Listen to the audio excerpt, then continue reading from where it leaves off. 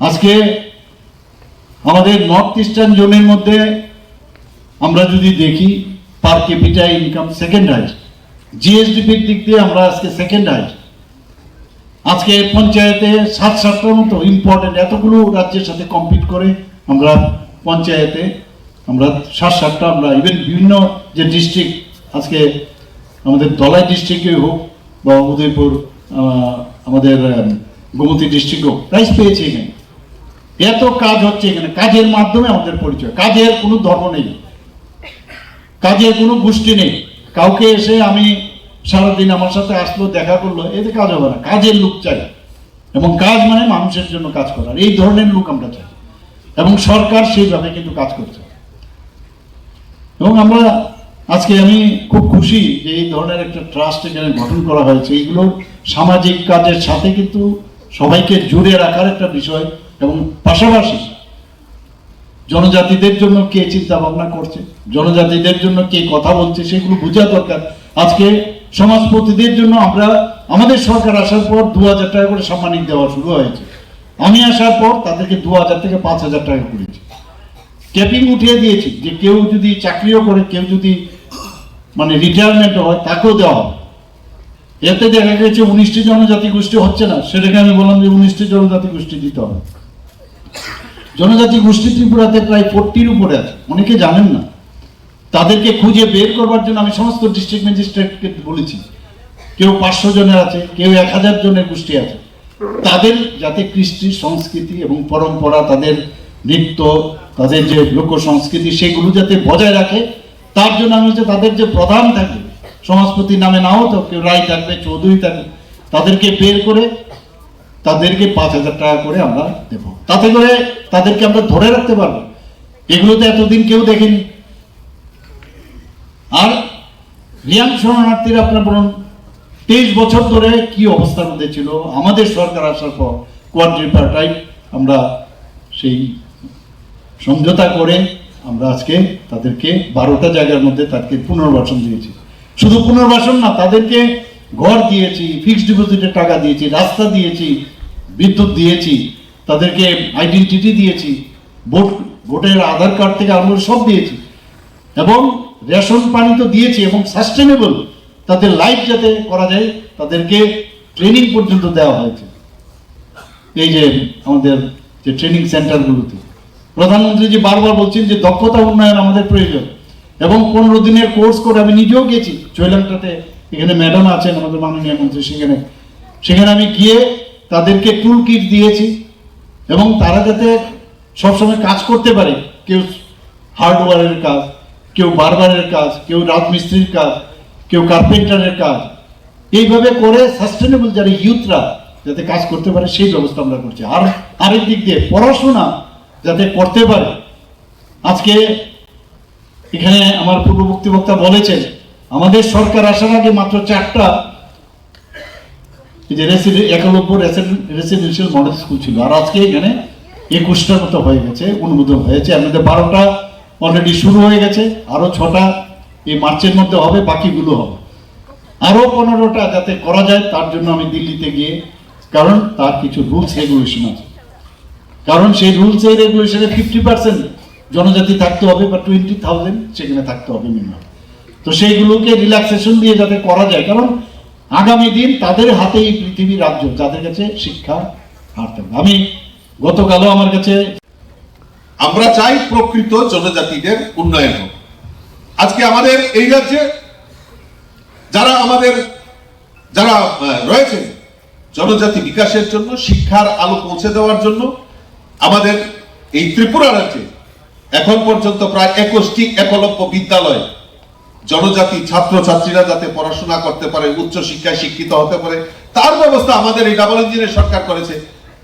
তার ঊর্ধ্বে উঠে আমাদের মাননীয় মুখ্যমন্ত্রী আমাদের মাননীয় প্রধানমন্ত্রীর কাছে দাবি রেখেছেন 21টি নয় আরো 5-6টি আমাদের একলব্য বিদ্যালয় ত্রিপুরা রাজ্যে প্রতিস্থাপন করতে হবে, যাতে আমাদের জনজাতি ছাত্রছাত্রীরা তাতে উচ্চ শিক্ষায় শিক্ষিত হতে পারে।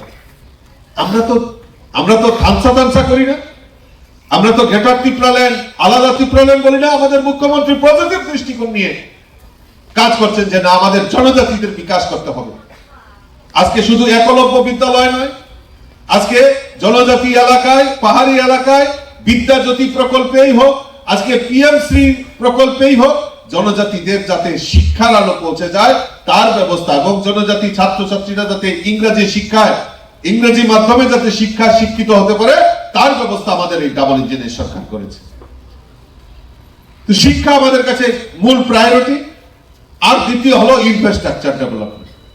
আজকে জনজাতি এলাকায় আজকে আমরা জানি আমাদের দেশের প্রধানমন্ত্রী নরেন্দ্র মোদীজি আজকে ধলাই জেলাকে ইন্সপিরেশন ডিস্ট্রিক্ট ঘোষণা করে সেখানে আর্থিক প্যাকেজ দিয়ে এই ধলাই জেলাকে কিভাবে ডেভেলপ করা যায় তার প্রয়াস আমাদের দেশের প্রধানমন্ত্রী করেছেন। আর আমাদের রাজ্যের মাননীয় মুখ্যমন্ত্রী বলেছেন যে এইরকম জনজাতি অধ্যুষিত 12টি ব্লক রয়েছে, সেই ব্লকগুলোকে ইন্সপিরেশন ব্লক ডিক্লেয়ার করে সেই জায়গায় জনজাতিদের ইনফ্রাস্ট্রাকচার যাতে বিল্ড আপ হয়, যাতে ডেভেলপ হয় তার ব্যবস্থা আমাদের মাননীয় মুখ্যমন্ত্রী করেছে। তো কাজেই আমরা যদি দেখি এই রাজ্য সরকারের যে আমাদের মাননীয় মুখ্যমন্ত্রীর নেতৃত্বে যে সরকার, সেই সরকারের মূল যে স্তম্ভ, মূল যে কাজ, সেই কাজ পৌঁছে যাচ্ছে জনজাতি বিকাশ এবং জনজাতিদের উন্নয়নের জন্য। ইতিমধ্যে যদি আমরা দেখি আমাদের রাজ্য সরকারের যে বাজেট, সেই বাজেটে প্রায় 3000 কোটি টাকার উপর বাজেটে প্রভিশন রেখেছে, 3450 কোটি টাকা বাজেট রেখেছে, বাজেটে প্রভিশন রেখেছে যে না জনজাতিদের বিকাশ করতে হবে। তার মধ্যে শিক্ষা, স্বাস্থ্য, পরিকাঠামো উন্নয়ন এবং আমাদের এই জনজাতিদের কৃষ্টি সংস্কৃতিকে বিল্ড আপ করার জন্য। তো এই যে সরকারের যে ভূমিকা, মাননীয় মুখ্যমন্ত্রীর যে উদার নীতি, যে মুখ্যমন্ত্রীর যে ভূমিকা, সেই ভূমিকার একটাই কারণ যে আমাদের সরকার মনে করে যে জনজাতিদের বিকাশের মাধ্যমে এই ত্রিপুরার উন্নয়ন সম্ভব। এক ত্রিপুরা শ্রেষ্ঠ ত্রিপুরা, এক ত্রিপুরা শ্রেষ্ঠ ত্রিপুরা মাননীয় মুখ্যমন্ত্রীর একা দ্বারা সম্ভব নয়। আমরা সবাই পাহাড়ি বাঙালি সবাই মিলে আমরা একত্রিত হয়ে এক ত্রিপুরা শ্রেষ্ঠ ত্রিপুরা করার লক্ষ্যে আমাদের সকলের মিলিতভাবে কাজ করতে হবে। আজকে আমাদের মহারাজা বীর বিক্রম কিশোর মানিক্য, যিনি আধুনিক রূপকার, আজকে এয়ারপোর্ট আগরতলা, যে আমাদের ইতিহাস যখনই আমরা জানি মহারানী তুলসীবতী শব্দ ব্যবহার হয় তখনই আমরা বুঝতে পারি যে এটার সঙ্গে আমাদের রাজ পরিবার পুরনো ইতিহাস জড়িত রয়েছে। আমরা প্রত্যেকেই জানি যে মহারানী তুলসীবতী কে ছিলেন। আপনারা প্রত্যেকেই জানেন যে উনি একজন মহারানী ছিলেন। সেই সময়ে যারা ইতিহাস পড়েন অথবা যারা পড়েনি প্রত্যেকেরই জানা দরকার। তখনকার সময়ে বীরেন্দ্র কিশোর মানিক্যজি মহারাজার ওয়াইফ ছিলেন, উনি পত্নী ছিলেন। তো আপনারা জানেন 1923 সালের মহারাজার মৃত্যু হয়েছিল। সেই তখন থেকে 1923 সাল থেকে 1927 সাল পর্যন্ত মহারানী শাসন করেছিলেন। সেই সময়ে প্রত্যেকে আপনারা অবগত রয়েছেন মহারাজা বীর বিক্রম কিশোর মানিক্যজি তখনকার সময়ে উনি মাইনর ছিলেন, অপ্রাপ্ত বয়স্ক ছিলেন। তার জন্য সেই সময়ে মহারানীজি শাসন করেছিলেন। তখনকার সময়ে উনি চেষ্টা চালিয়ে গিয়েছিলেন কিভাবে শিক্ষাকে আরো বিস্তার করানো যায়, পাশাপাশি যে সমাজ সেবামূলক কাজের সঙ্গে যুক্ত হয়ে কিভাবে আরো সমাজ সেবার কাজ করা যায়, পাশাপাশি যে রাজন্য যে হিস্ট্রি রয়েছে, ইতিহাস যে ঐতিহ্য রয়েছে সেটাকে কিভাবে ধরে রাখা যায় সেই প্রসেসটা উনি চালিয়েছেন। সেই আমরা যদি সেই ইতিহাস দেখি তাহলে উনার ভূমিকা অত্যন্ত গুরুত্বপূর্ণ ছিল এবং সেই নাম নিয়েই উনার নাম স্মরণকে আজকে যে ট্রাস্টের নাম দেওয়া হয়েছে মহারানী তুলসীবতী ওয়েলফেয়ার ট্রাস্ট। তো এটা আমাদের জন্য একটা খুবই ভালো, একদিকে আমাদের ইতিহাসকে মনে করিয়ে দেয়, অন্যদিকে আমাদের সমাজের জন্য কাজ করার আরো ইচ্ছে শক্তি আমাদের জাগ্রত হয়।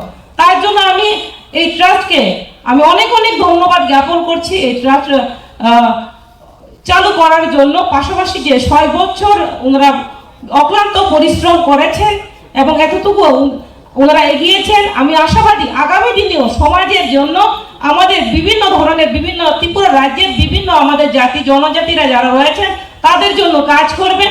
আমরা প্রত্যেকেই মিলে যদি একত্রিত